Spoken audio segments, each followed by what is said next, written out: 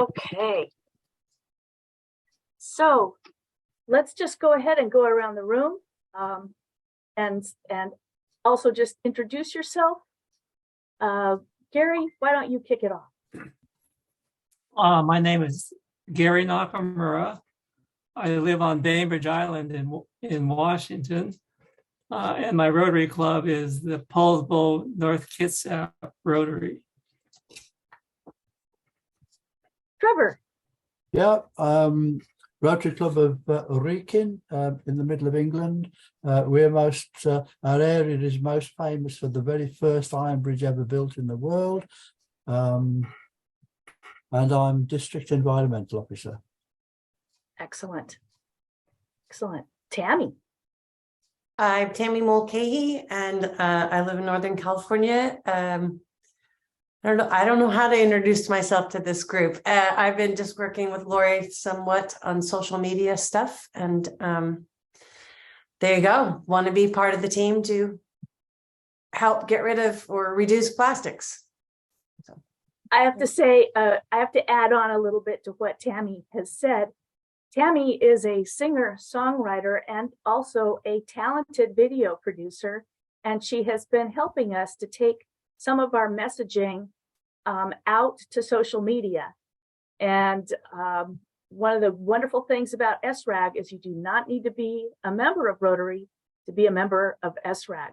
So we are so lucky to have her help, talents, and interest in our project. And Aaron Aquay, you've probably been able to read in the chat, but he is a Rotaractor from the University Karuba Masaka on a campus in Uganda.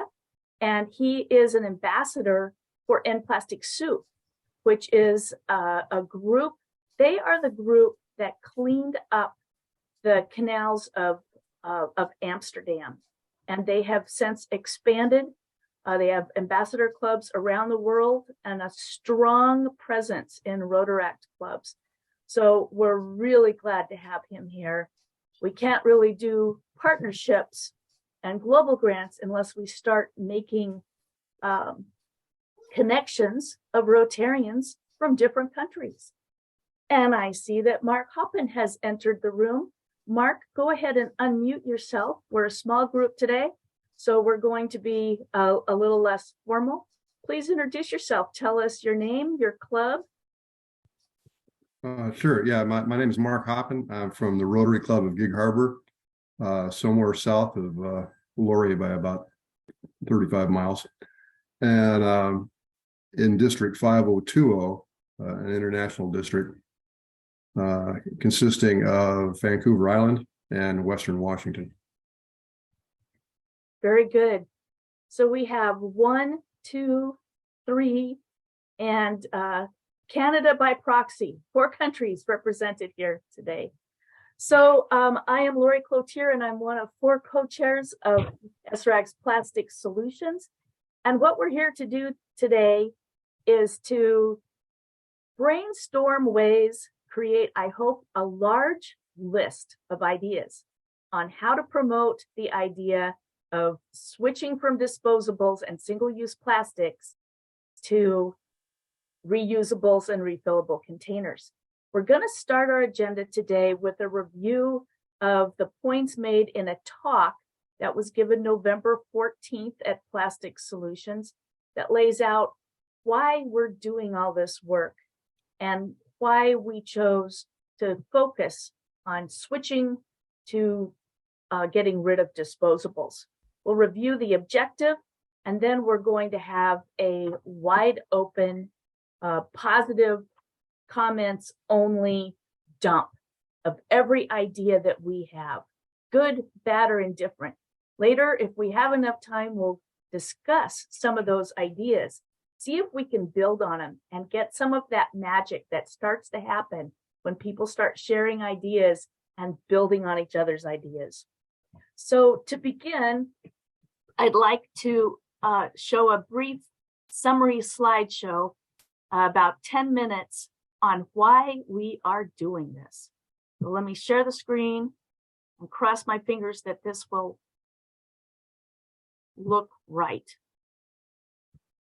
Are you seeing a real slide, or are you seeing what looks like a real slide? Okay. Well, Plastic Solutions is working to build a global network to rethink and influence how we create, use, and dispose of plastic. And this river is the worst slide I could find, showing the problem of what happens when plastic use exceeds the ability to manage the waste. This is from the Pasig River in the Philippines. And these large macroplastics cause a lot of problems in the world.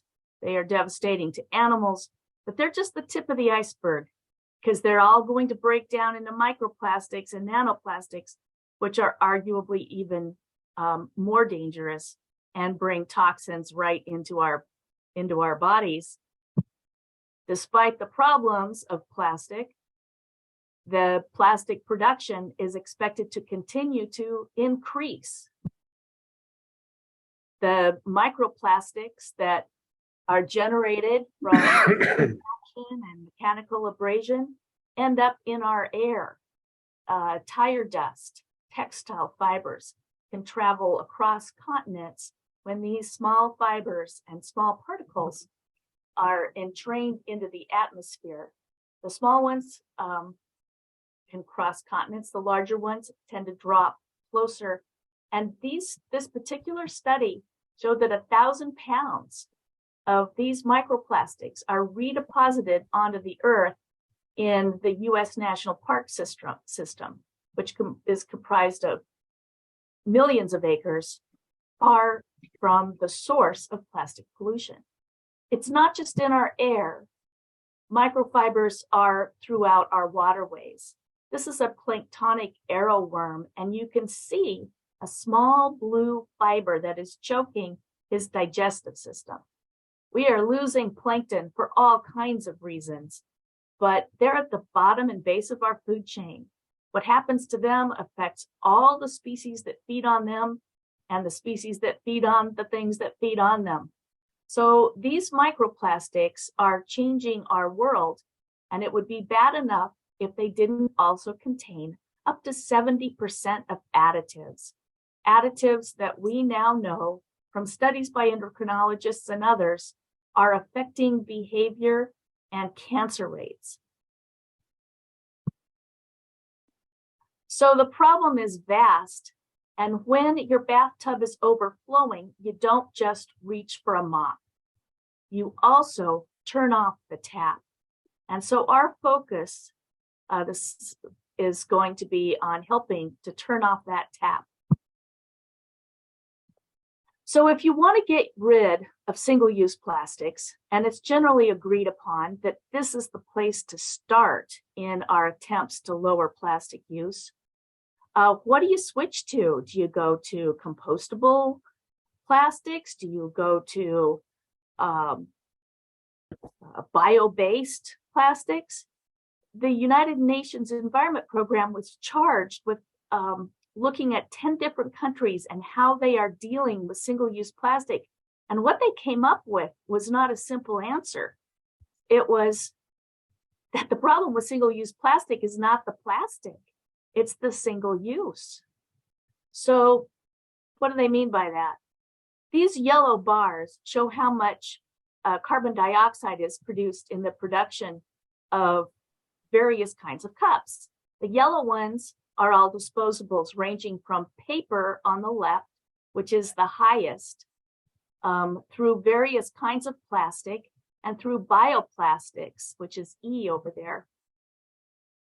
They are all far worse than ceramic, stainless steel, and glass cups. The same thing happens with water.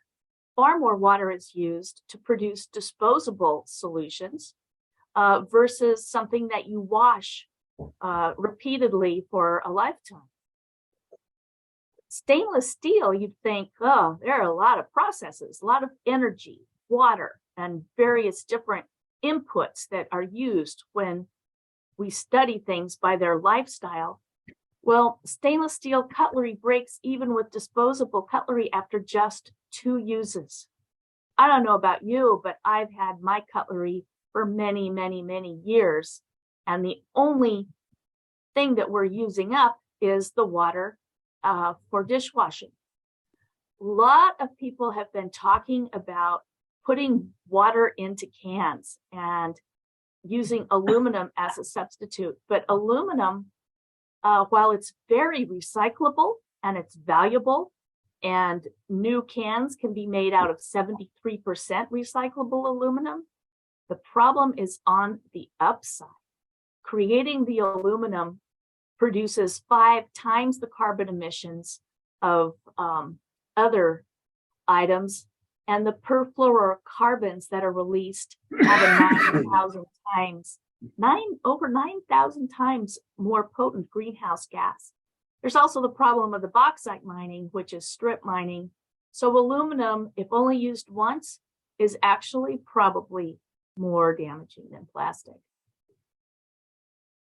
So we need to make changes, and many countries are making policy changes, such as extended producer responsibility, EPR changes, tax incentives, other kinds of policy things.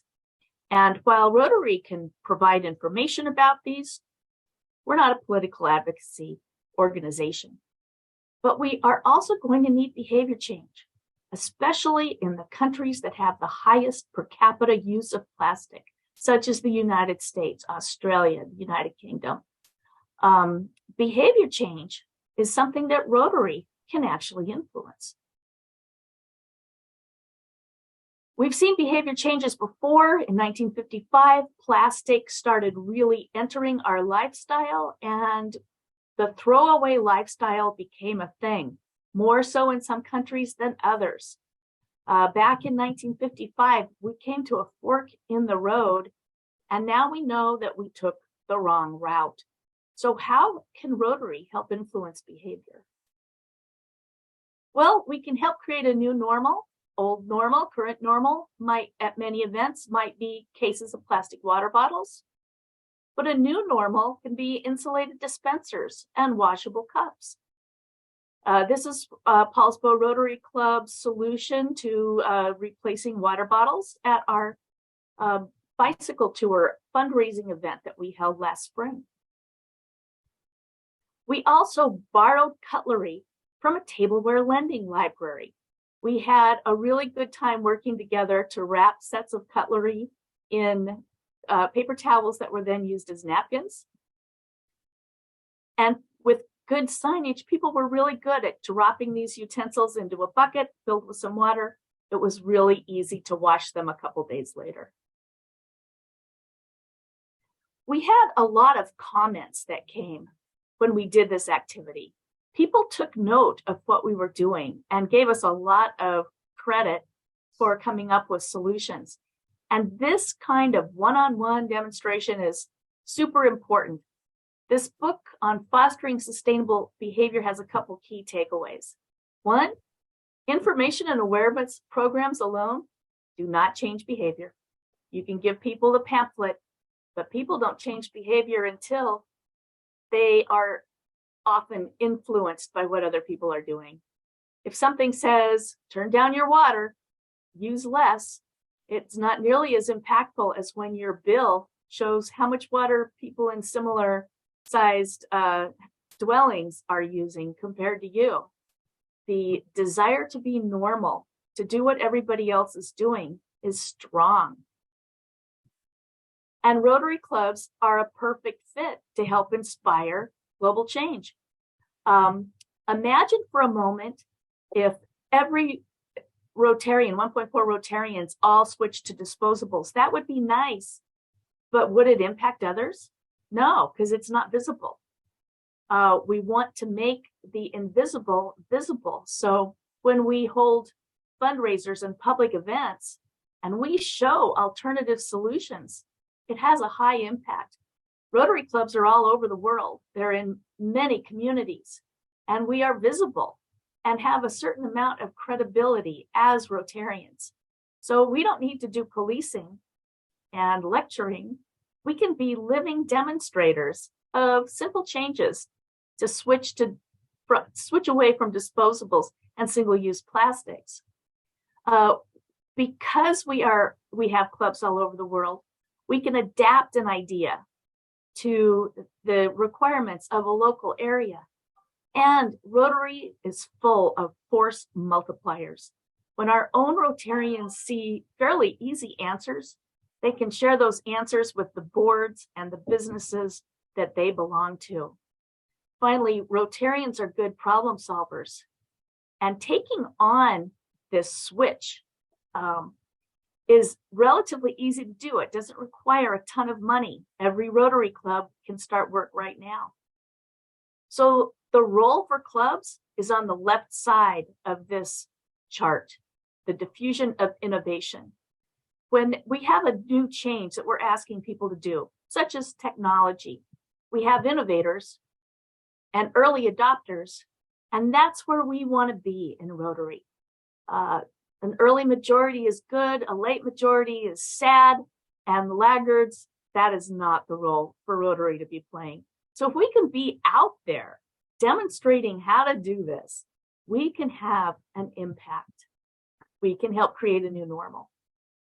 So what is, to be clear, the most effective role Rotary Clubs can play in ending plastic waste? It's reducing the amount of plastic, especially the single plastics that we use, and switching to refill and reuse solutions. Our core project is to encourage as many clubs as possible to make a commitment to start shifting their public events, fundraisers, and meetings into a living demonstration of how to ditch the disposables and use refill and reusables. And we're looking for a catchy name for this. Our working title is Project Reuse and Refill. Project once is not enough. Thank you. But if anybody comes up with a snappy idea, please put it in chat. If your idea is selected, I will buy your SRAG membership for a year. Making the switch can be really fun. This is our club in 2018 when we went to a zero waste format for our big fundraiser. It's attractive and interesting, but not all clubs use a lot of disposables. Got somebody re-entering the room. Some examples that don't have to do with events where food is served. In Red Lodge, Montana, a Rotaractor was responsible for leading the way in providing filtered water bottle refill stations for their community. And interestingly enough, there's a problem with this refill station right now. It turned out that they didn't make a strong agreement on who was going to do maintenance and provide the filters in the future. So one of the things we can do is share the successes and also the failures or the problem areas with each other so that we can have strong memos of understanding and understand our projects from the beginning. From Bangalore, India, Rotarian Minashki Bharat produced a video on her son's wedding that used no disposables. That may not sound like a lot, but an Indian wedding, her son's wedding, had 1,000 people who were served meals for several days, and they ended up with one small bag of dry waste. But my favorite is from Santiago, Chile. Algramo is a company founded by a man who was very upset with the sachet packaging that was devastating urban Santiago. That's that foil-lined, non-recyclable, flexible packaging. And they set up a program where they could deliver product via electric trikes to refill packaging that people already had. This has taken off and has evolved into a vending machine system now being piloted in New York and in San Francisco. But what Algramo did is they gave very poor people the chance to buy very small amounts of product that they could afford and avoid sachets. Can this kind of an idea be used to avoid sachets in parts of the world that are being devastated by the darn things? These are the creative kinds of thinking that we can work on together. And that's going to be really phase 2. We need to have representation from people in Africa, Latin America, Southeast Asia, helping to define and inform what will be useful. But today, our focus is a marketing focus. How do we spread the idea to clubs to make a commitment to switch, ditch the disposables, and go to refill and reuse? So that's our primary objective. Create a large list of ideas, resources, and tools needed to promote this project once is not enough or project refill and reuse. And our secondary objective is to recruit members from all over the world who can help regionalize this project and make it appropriate to the local areas. So that is our challenge for the day, to come up with a lot of ideas.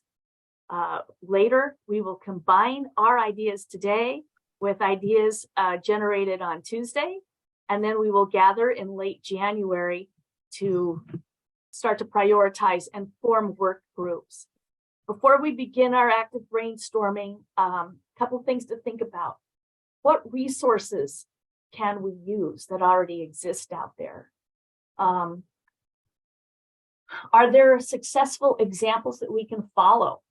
What tools can we anticipate clubs are going to need and ask for that we can prepare in advance? And how do we spread the word and create excitement? This is a green light session, so consider writing your ideas down first. And if we can't, Arnetwi, we could see you for a second there. This is promising. I will recognize speakers. We're small, so you can just raise your hand or use the tool to raise your hand. And to start, we're going to ask everybody to contribute an idea before people speak a second time. So let me share again and get a board up here so that we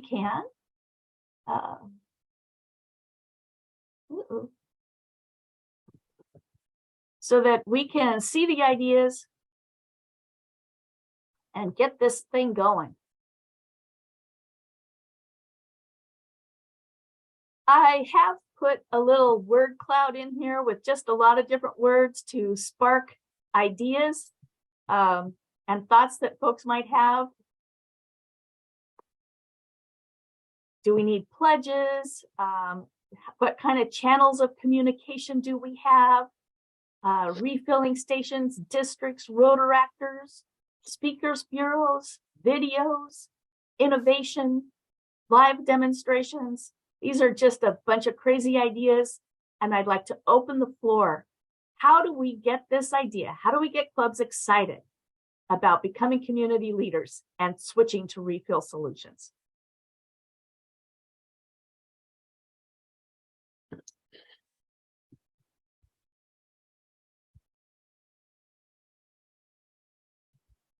Arnetwe, and can you tell me how to say your name correctly? It is called Arnetwe Geoffrey. Arnetwe Geoffrey. Yes, please. Yes. Very good. Thank you very much. My name is Arnetwe Geoffrey, and I'm the immediate past president of the Rotary Club of Mpesa University in District 9214. Uganda and Tanzania, and I currently preside in the Pearl of Africa, that is Uganda. One of the things I've recognized is reaching out to the communities that are basically being affected by the single-use plastic, because one of the things we as a club learned is most of them do not know what are the effects, what is the future of single-use plastic, how is it affecting them? The long-term goals of plastic affect them, however, they do not understand, but this is prevailing all over the nation and maybe say globally. But one of the things I've utilized is when you reach out to the communities, and share with them. It gives them more passion and it motivates them on what really needs to be done. So, for instance, I am currently working with schools, primary, secondary, and tertiary institutions, plus the local community. We go held sessions with them. We explain to them what is single-use plastic, what are the effects, what is the future, how can we fight it. And basically, when you give them the possible alternatives, believe me, these people are very adoptive of the new innovations and the changes that they are provided to. So thank you for now. Thank you. But I'm trying to capture a little bit of this good, very inspiring what you have told us on how you are reaching out and building awareness and getting smart, clever people involved in solving a problem, understanding and solving the problem.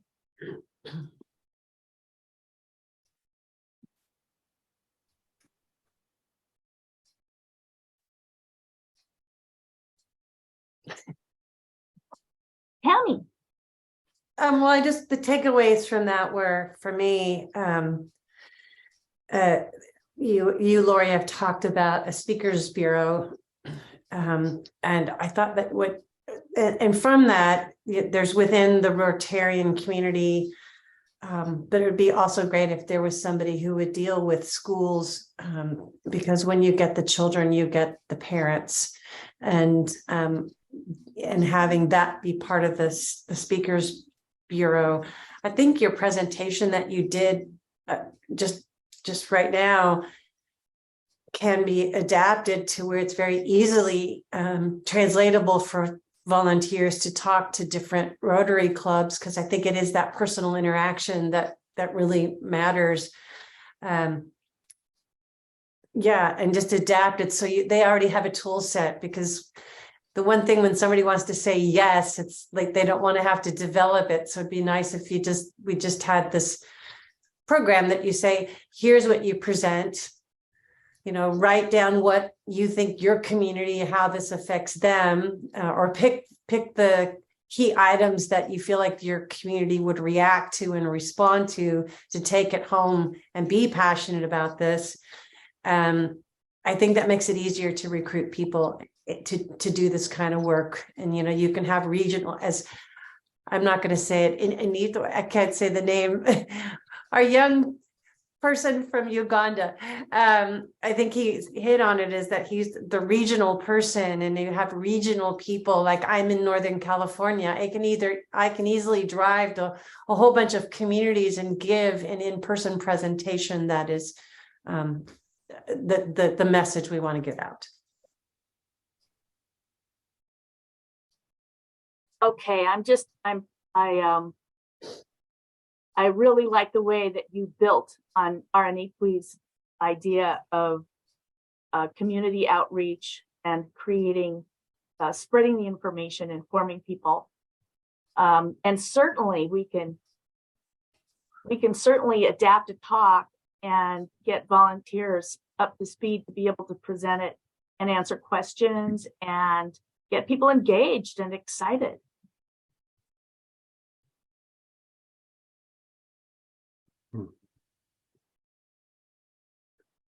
I don't want to be afraid of having silences amongst us here. That's okay. That's when people can actually think. I possibly have a slightly different aspect.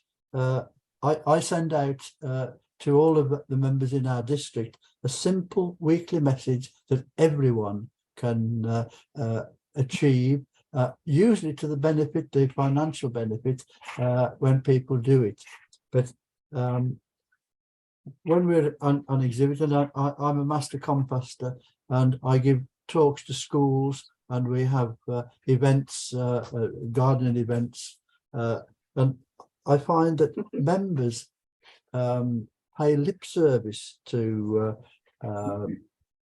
reusing, but if it's easier not to do it, they don't do it. And I think the only way that we can achieve what we're aiming for is to make single-use plastics prohibitively expensive. In fact, anything that's using raw materials, whether it's for single use or not, make prohibitively expensive, so that reusing and recycling becomes then the more viable thing. I give you an example. We were at a church event, and they were using single-use plastic cups. So I went to the leader and I pointed out why we shouldn't be doing it. The church had got a washing up machine, and they got plenty of ceramic cups. And she said, I offered, in fact, to buy all of the plastic cups that they'd got. And she says, I don't think so. She says, they're so convenient to use. And that was a church leader. Yes. I like to joke that we seem to think that convenience is the fifth way of the four-way test.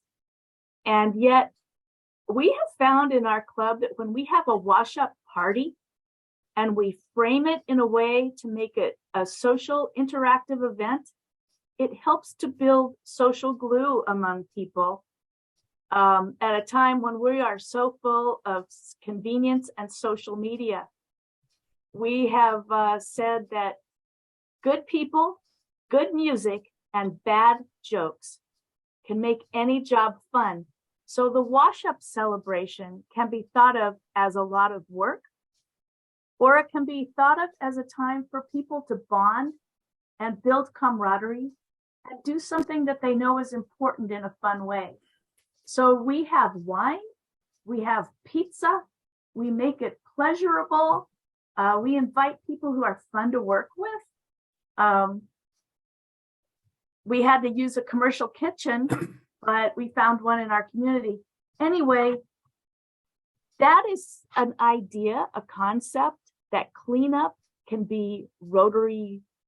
It can build social glue amongst our members. But it's not the way we've ever thought of work. It's an attitude change, and I don't know, it is more convenient, but it ends up costing more, and it robs us of a chance to get to know each other and work together and build work in a way that's fun. A work party is different from a bad chore. How do we make a work party instead of a bad chore?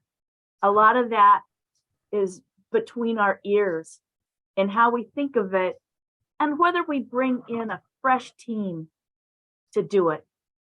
Event organizers are tired, but a group of people who are coming in there to wash those cups, that can be kind of fun. That's part of our challenge.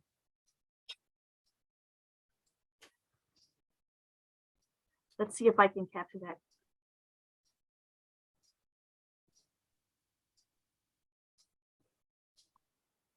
Mark Hoppin. Yeah. You know, my club has followed your lead, my Gig Harbor Club, and we have 5 elementary schools, 3-4 businesses, collecting plastics on a regular basis. Now we have our whole club collecting plastics that can be turned into the program. And there are bags and bags of plastics showing up at every meeting. And yet, at the same meeting, we still have plastic cups. Go figure. You know, I mean, so I mean, I'm impressed in one sense. You know, it takes a while to move the dial for any club, and one of the things to remember is that all of our clubs are so very different. I mean, we have different meal patterns, different times of day we meet, different sizes and requirements. Where my club meets, we have a commercial kitchen. There's no reason we couldn't wash everything and have everything be ceramic. I mean, absolutely no reason whatsoever. And I suspect we may get there, but it's not as if there's a one best way. And so I think we need to be careful about trying to systematize everything that we're doing. on one hand, Tammy resonated with me. I've got a doctorate in education, and I do think that the way to real change is through school. But that takes even longer than changing my Rotary Club. So it's a difficult task, and I think we need to have examples. Like, for instance, Lori, the most compelling thing about your presentation is images of your club working to do things that are important to you. And I think if we have images like that and boil down the kind of ways that clubs need to look at what they need to do internally, and then also what they need to do externally, if we have it to be simplified enough that we don't restrict solutions, I think we're going to get further with images of doing good work than we will by saying, do this, do that, do this, do that. That is, I have to jump in and build on that. So one of the things we're doing at our breakfast meeting to slowly eliminate the plastic that we are using is we encourage everybody to bring a travel mug. And so because of the power of imaging, we're about ready to start a fun little program where we take pictures, little profile fun pictures of our members with their travel mug, so they don't have to use a plastic cup. That's really easy at a breakfast meeting. A lot of people have coffee in a cup anyway. And we're going to call them the mug shots. And we're going to start showing the mug shots in our wallpaper screen. And without telling people what they have to do, we're just going to try to make it fun and take pictures of these silly mug shots. I do think that images and also a sense of humor, even though it's a very serious problem, humor can sometimes make behavior changes a little. They make every Rotary announcement more interesting and fun. Gary.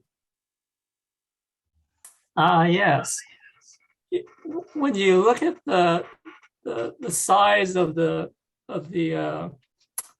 waste problem that the world faces, it can be daunting. So I think it would be useful if we get in the habit of reusing containers and utensils in a small way, just so we get the sense that it's doable, and not try to tackle the whole issue at once. So something that my wife and I have been doing for over a decade or more is using reusable grocery bags and reusable vegetable and fruit containers instead of using those plastic bags. And we've been doing this for over 10 years. And it gives us a sense that you can get by without using single-use plastic. And once you have that sense that it's doable, you're more willing, I think, to then consider other ways of reducing our use of plastics. Okay, that is fantastic. I hope I've captured it right, but getting in habits, and I'm going to put down start easy and expand. I think that flows really nicely with what Mark was saying. There are different ways to go about it, and pick one that's easy. We didn't create this new habit of using disposables all at once. It took several decades before it became a lifestyle. In the UK,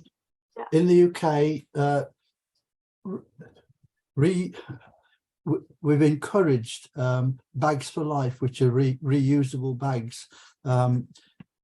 Previously, plastic bags were given by the supermarket at the till. They were given to customers, and then they were instructed to charge 20 pence 20 pence per bag, and that reduced the number of plastic bags by 90%.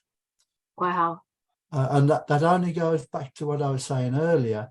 The single most effective way is finance. Make it expensive. But we do have another problem. We have manufacturers greenwashing their products. We've got what most people would think of as paper cups, but they're not paper cups. They have a plastic sleeve to keep them moisture proof. But nobody seems to, I know, and you probably know, but you talk to the man in the street and only about 10% would know. And there's yet another problem. We've got bioplastics, and magazine wraps now come in bioplastics, and that is very good.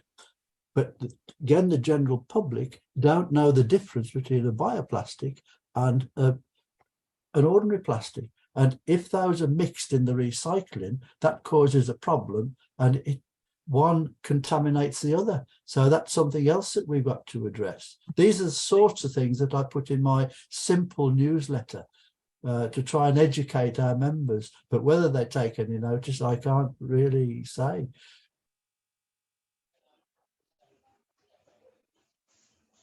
Thank you, Trevor. Yeah, there are a lot of problems with terminology and definition that complicate things too. Like bioplastics can be completely molecularly the same as PET, or they might be something very, very different. So the formulations can make them very problematic. Some can be recycled with other recycling, and some contaminate the other recycling. Yes. And then there's the toxicity issue. It's very nuanced and complicated. Tammy, you had your hand up. I'm writing so much stuff down here that I'm gonna have to go back and summarize it. But I think that we've talked about the regional communication, and one question I had was what is the system within the different regions or your chapters to communicate with people? I mean, is there anything broader? I mean, obviously I'm trying to get something going with the Plastic Solutions Task Force, but and somebody mentioned they had a weekly simple thing that they put out, which I think needs to be part of the message, is just constantly sort of hammering and getting that out there to people, that there are these simple little things that you can do at home. But is there a channel to outreach on a larger level, or are we going to try to systemize these ideas a little bit? Because part of that is, I also like that idea about the mug, and I don't know if this was your attempt, but or intent, but the pictures of where did your mug go this week, and you call them mug shots, but where did your mug go this week? And well, there's a picture that I took it to this meeting or whatever. Those need to get out to people. So that's part of like building the momentum, so that people see that, gosh, a lot of other people around are doing this, and that's how you build momentum. I'll leave it there. There's other things on here, but I'll leave it. So I guess my question is, what is the system of getting information out? And it has to be, as we're trying to do, informational, but action oriented, and a little bit of humor and a little bit of straight talk. Would anybody like to jump in here and answer Tammy's questions? And then Aranekwe, I think you had your hand up earlier and then I forgot, so you're the next speaker. But before we do that, any answers to Tammy on how Rotary structure, what kind of structures we have to get the word out? Yeah, maybe could I share something? Please. Yes, now, for instance, I could give an example from our district. The district governor always has both a weekly and monthly newsletter that is shared to all club presidents and also all the district leaders. So through our club, we write various messages about plastic, and it is shared to all the clubs in the district. And also through this engagement, I hope it can be multiplied elsewhere and people always receive this weekly message. It can give them more motivation as well as learn about what other clubs are doing. So it could help a club or maybe the region to have information spread across its region and throughout its clubs. Yeah, thank you. That is an perfect. excellent, yeah. Our district newsletters are definitely a resource that we could use here. And our mailing lists are another. It's just, Trevor, how do you get people onto your mailing list? We And have. can I get on your mailing list? Yeah. I'm more than happy to put you on, but we have a district bulletin every week, and I have a spot in that district bulletin. So that's how I get my message out to the members. Well, to the members. Okay, very much like, it sounds very much like what RNA is doing. Imagine if all of our districts in Rotary had such messages going out. How can we inspire that to happen more? Well, it started in our district because members, particularly presidents and secretaries, were getting so many emails a day. So we decided that we wouldn't allow emails to go willy-nilly. They would go out once a week on this district bulletin. So that it reduced the number of emails probably by 70%. And as I just have a spot in that bulletin. I don't know how many people read it, but it goes out. You can't make people read things. Yes, I wish we could, but only our messages, not all those stupid messages that people are flooding my inbox with.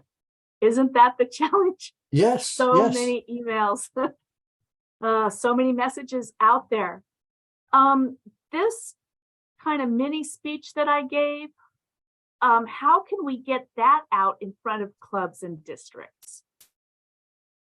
Also, maybe some other thing I wanted to share is maybe we can start by doing the reuse and recycle by ourselves, and then sharing maybe through various social media handles like Facebook, Twitter, Instagram. For example, whatever I do on a daily basis, I usually share it, and I get to know that other people learn from what I do and they do it elsewhere. Maybe you can start by sharing your story. Maybe your friend can learn, and maybe your friend still will share to another friend, and I look at building that circle. So I look at that. We can start by doing the things we want other people to do by ourselves. It can also help broaden our lifestyle and also inspire more people wherever. Yeah. You know, I would like to invite both Trevor and Aaron Atway to write an article to the world that we can post in our Plastic Solutions newsletter. I don't know if you receive it, but we do 2 little blog articles each week, and they are easy to, they come with artwork. They're easy to snap up and share in district newsletters and club newsletters. But I would really like to see both of you be a guest writer soon and write a message to other clubs.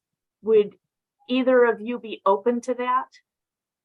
Well, I do it anyway, and it's been no problem at all to put you on the circulation. Wonderful. Thank you.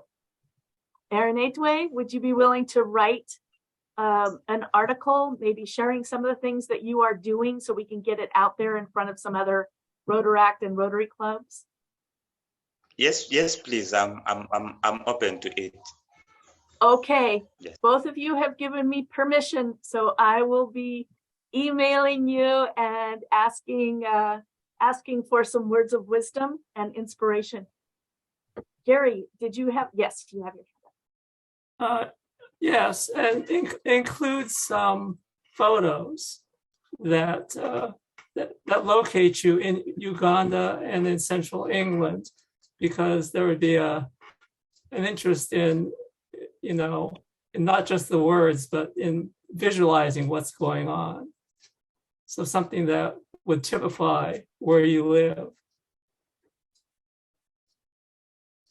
I agree. I don't know about you, but I am so honored to be a part of an organization that has people from different parts of the world. And the idea that we are sitting here this morning and talking with somebody from England and talking with somebody from Uganda is, to me, so meaningful. And so I'm getting little shivers on my arm, because I think it is a beautiful and special thing that we do in Rotary when we do this. Somebody made a motion, but I didn't see who. Tammy. Yeah, I'm going to have to go here in a minute, but I would like, and I will volunteer to do this, is to get some sort of schematic of this distribution of information and inspiration coming in from all around. In other words, if and let's to maximize every bit of what everyone is giving or sharing. So in other words, when you do something in the blog, or when you get something from different places in the world or from someone, how I'd like to take that message and adapt it into formats of Instagram and Twitter, so that we capitalize on getting these little snippets of inspiration or information out to all these different things, not just to the Plastic Solutions Task Force people who are on Instagram or Facebook, but getting them out with hashtags and things that will hit a broader audience. In other words, just the weight of regularly churning out content is a heavy one. So the more we have stuff coming in that we can just keep getting out to the broader audience, the better. And there's got to be a sort of a system to where we can do that. That is a fantastic commitment, Tammy, and thank you. I think for your interviews, I think it might be really fun to interview Aranetwe about the different things that he is doing in the Uganda, Tanzania area to spread the word. The articles are really good, but what Tammy brings to us is the visual. And some people love to read. Some people want to watch TikToks and YouTubes and Instagram reels. Tammy's more aware of that world than I am, and I love this commitment to help spread the word. When we generate the content, let's spread it out there so people actually see it and maybe get inspired. Can I bring two new things up? The best lecture I ever had was one that said that the more you write, the less is read. And he advised that you write down what you want to say and then reduce it by 50% or more if you can. And it says exactly the same thing, but people are more likely to read it if it's not an enormous chunk. So that was the one thing. I don't know whether in the other parts of the world represented here, but do you have refill shops? This is where you take your own packaging or jug or box or whatever, and you just buy as much as you need. You don't have to buy from the supermarket, but The downside of refill shops is the product is usually more expensive because it's being handled in smaller quantities. But I'm very much in favour of refill shops, and maybe we could find a way of advising to subsidise those refill shops so that, that their product isn't more expensive than the supermarket. Love it. Love it. We have in our area, we have a little bit of refill available, but I also spend time in San Mateo where I have found a wonderful refill shop. And if you forget to bring some refillable containers, they have washed and sanitized jars from members of the community that bring them in, and they just have all kinds of things like a wonderful shampoo that's in a bar instead of a liquid. Just really, really cool. I'm getting half my Christmas presents for people from that shop. Aranetwe, I have a question in Africa. In the parts that you are familiar with, the flexible sachet packaging, is that a problem? Yes, please. It is, since we are developing countries, people prefer to use more plastic for packaging like always. So it is still a huge challenge here because almost everything people prefer to use single-use plastics. Mm-hmm. Yeah. Yep. Yep. It's a big challenge ahead of us. Tammy, you're the last comment because we've gone over time. And then we will wrap up. Go ahead. I love these kinds of conversations because. Can I say something? I'm sorry? Can I say something before we close up? Absolutely. One other thing I would like to say, like you have refill shops, for example, for us in Africa and Uganda, we are encouraging more to work with stakeholders that are doing recycling. So part of our club is we usually write to recycling companies to be part of our projects, in that all the plastic that is collected is no longer now dumped or kept somewhere, but it is basically taken up for recycling. It is one way that is helping us really save from all whatever we do. So we are looking at monetarizing this process whereby people who bring out this plastic can be paid and earn a living from that. Yeah, thank you. Oh, thank you.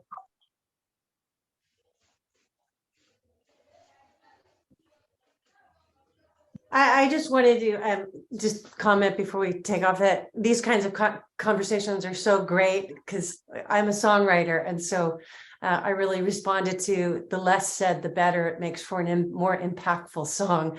But there's a very, I live in an affluent area, and I just had this idea based upon what I'm hearing here is to have a little 30-second powerful video about the contrast between you taking home your plastic bag and a third world country or developing country, what they're dealing with, and go boom, boom, boom. So people can see they have to have that emotional connection. So I love those kinds of inspirations for little videos.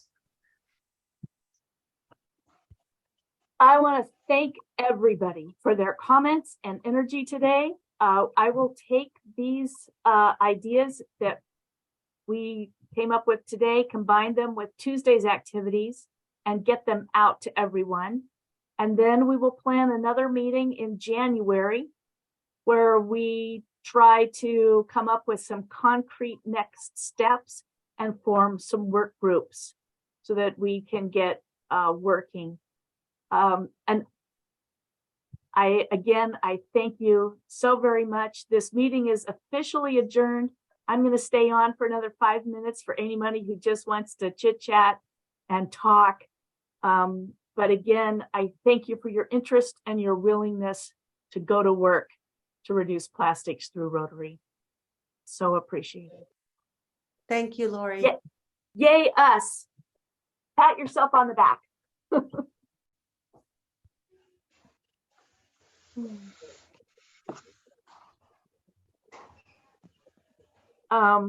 I would love to hear more about plastic in Africa. You've already given us a little bit of a good picture. I'm curious how your recycling works.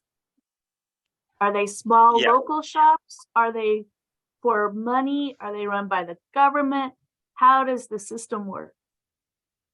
The system is not regulated, so that is one of the challenges we are facing. However, for now is that we are empowering people who have some money, the Rotarians, and then the business community to help support these people who collect the plastic. Because now generally, for example, we have been working on Lake Victoria that is supporting 3 countries, but people living around it are not minded. So one of the ideas we are taking on is that we are empowering fishermen and their wives to collect this plastic. And now we are acting as a bridge or a link up between the recycling companies and then the bottle collectors. So basically you collect your plastic in an open place.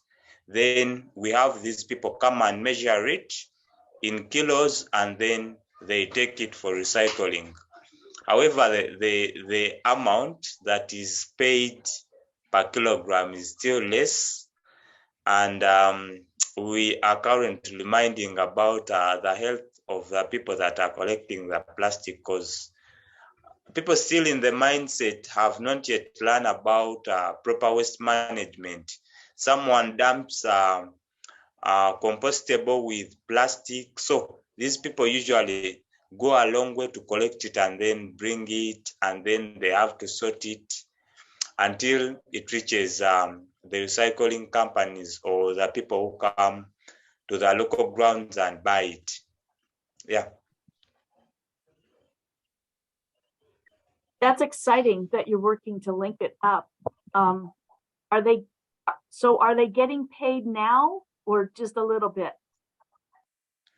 They are getting paid now, or when you collect and then they come and pick, they give you cash. Or we are looking at an alternative where these people at least can have a general source of income, that people can at least start some saving up so that this amount can accumulate, and maybe someone picks it up after a month or a week, to avoid them collecting, because now these people who basically collect it are, I don't want to say desperate, but really not in good condition, but they earn. So we are looking at least improving on that situation. They are dirty, they are not smart, they carry dirty bags. So we are looking at least always reaching out to them and making strategies on how best we can give them simple overalls, give them bags, give them gumboots, and also create inspiration that in the society, that these people are not what they look at them, but they are really the biggest people that are saving our climate. And there is need to change the mindset about them, and also improve on their lifestyle so that it can be something adaptable always. And one of the things that we are facing is that there's more of throw away, like people dump plastic wherever they are. I think it is a little different from that side, where I think everywhere you at least have a dustbin, you have where you can refill and dump. Here, like one of the things that we face, someone buys, at least goes for shopping, and they have at least 5 polythene bags, and all of them, after reaching home, they are going to be dumped. So we are looking at really changing that, the mindset. We are looking at equipping children more, because I hope children educate their parents. We had one of the conflict, a child stopped the parent from dumping single-use plastic on the road, and the parent came back to school very harsh. And the teacher sat them down and educated them. So the parent, we are so excited that is now one of the people doing the plastic collection to support the parent, to support the child with some school fees. So we are looking at least strategizing more on that and changing the people's mindset and doing more sharing of our stories to the local people. Yeah. That's great. You know, it made me wonder if a couple things. So are you working with any other organizations to implement this paying the money to the waste pickers or the fishers? Is it just your group, or are you working with another organization? Well, for now, it is still our club with some organization, some local-based organization called Concerned Youth for Nature and Empowerment Initiative. And we also have a recycling company. Though, like currently, all over the country, people collecting the plastic, they really earn less. Like, for example, I can say 1 kilogram of plastic goes for 500 shillings, which is not even $1. So you can imagine a situation where someone has to collect at least 5 bags a day to earn something. So we are looking at least strategizing and also equipping these people with at least some activities they can do after the collection. But we are basically doing it as a small club and the organization we are partnering with.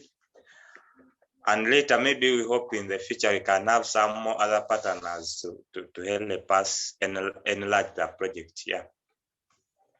I think there are a lot of possibilities there. I know a couple of organizations that are trying to do a similar thing to what you're doing. One is called the Plastic Bank, and they provide some health insurance, enough money to really make a change for them.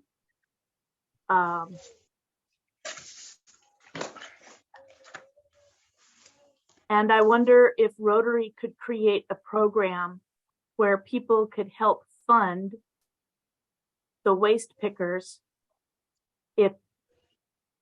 If people knew that the money was going to school fees for impoverished people, I think many people would want to help. Yeah. I don't know. Because Gary, Mark? Yeah. Because like currently, all the people we are working with are people in the society that had their children home. But now, since they can collect plastic, they at least we have a strategy where if someone does more of the collection, which is so exploitive, we are linking up with various schools to have their children stay in school, like have education, and we are improving maybe on the school situation. We partner with other local clubs, and maybe if the school was having less classroom, we work at least elevating a classroom. But our major goal is to have these children of the plastic collectors be in school. Yeah. If you could write about that, what you are doing, I think it's very impressive, very important, this work you are doing. If you could write about that so we could get it out there,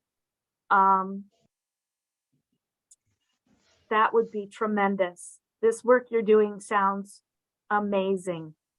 And I think that there are clubs all over Africa that would like to hear about it. And I think it would be good to look at building partnerships to enhance this work and help people, because the waste, a word I've read a lot about is waste picker. People who earn their living by getting waste, by picking up waste. And it's very exploitative. It's not a lot of social recognition of the work that these people are doing. And it's a very frightening lifestyle, because what happens when you lose strength and can't pick waste anymore? So I think the work you're doing is amazing, and anything that we can do to help spread the word about it and help, let's keep talking. And mostly right now, for you to talk about the things you're doing and what it's like and how you're working on the problem. You know, just get it out there, the ways you're solving this problem, so that the rest of the Rotary world can hear about it. It's good work. Yeah, thank you very much. It's amazing. Thank you for everything that you are doing. Okay. Any other comments before we shut down for the day? Lori, just that if you haven't Googled Tammy Mulcahy, you probably should, because because she's a real composer. I mean, she's isn't her music amazing? Yeah, and just as a thought, you remember Schoolhouse Rock? There was the well, it might be possible to get her to do something with plastics along those lines. Wouldn't that be fun to have our own soundtrack? Well, that would be cool. I mean, it's like, and she's capable of doing that. She is. She's a beautiful singer. Have you listened to Part of the Solution? No. That's one of her songs. When I heard Part of the Solution, I thought that should be our song for plastic solutions. It's a beautiful video. It's a beautiful song, and she sings it really well. Yeah.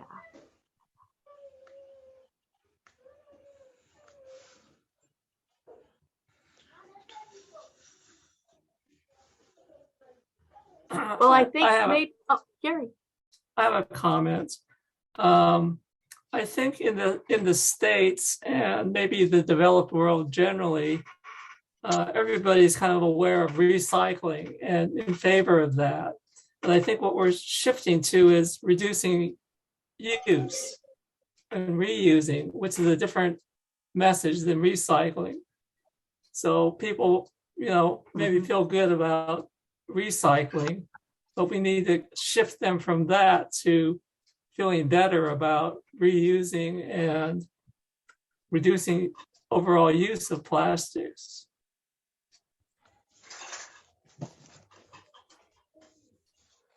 That is the conclusion that I came to after a year of researching all solutions. But it does depend on the country. Like in Uganda,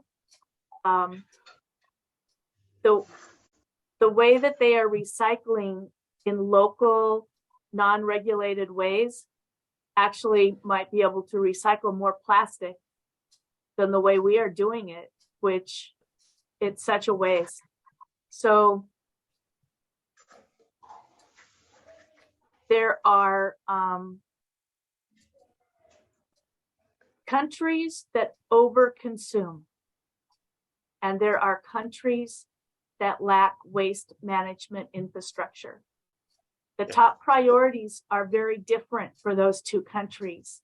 And my biggest concern in plastic solutions is that we have this great focus for over-consuming countries to reduce their consumption. but we need more ways to help in developing countries. And we need the voices of people from those developing countries to tell us how to help. Well, and how we can best help.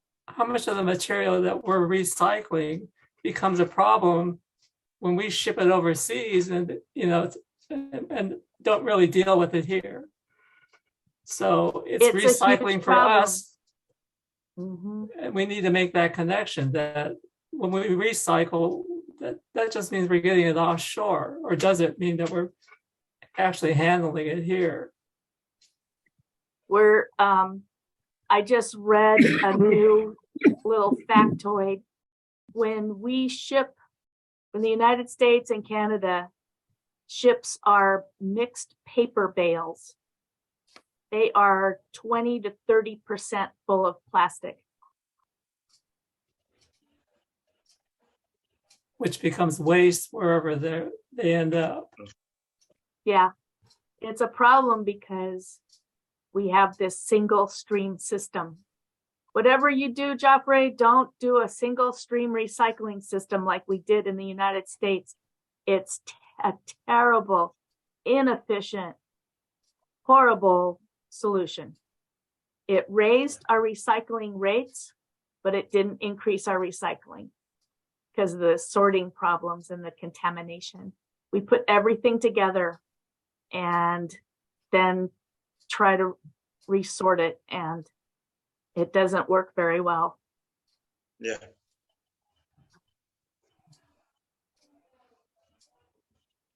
Okay, any questions for me before we close down the?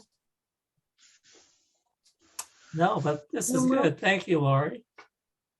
Thank you all, and Aranetwi, thank you for all that you are doing, and also to be here to talk with us. And I hope you will work with us in leading ways that we can work together. Yes. Okay. Yes, thank you, Aaron Eathway. Mark, Lori, good to see you again. Yeah. nice to see you. I would take the list of 26 items that you have and see if you can batch them by topical area before you produce a final list. Because I think there are some things that are in common that may begin to look like a particular topical area that you can identify. Yeah. Like schools, for instance, or I just or club practices, or I think there are things that may lend themselves to being batched. Yeah. And I think that would be smart. Anyway, Yeah. that's that. Good. I will do that. I think that'll make these lists much more useful. Well, everybody, I hope you have a good rest of your day or evening. And I will get, do I have everybody's email in the chat? Well, I didn't type mine in, but you know how to get a hold of me. I've got yours, yeah. Let's see. And did I'll I put put it mine in? for the others.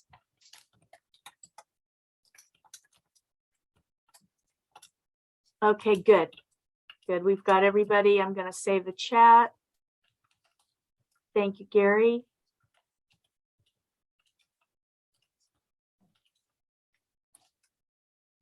Okay.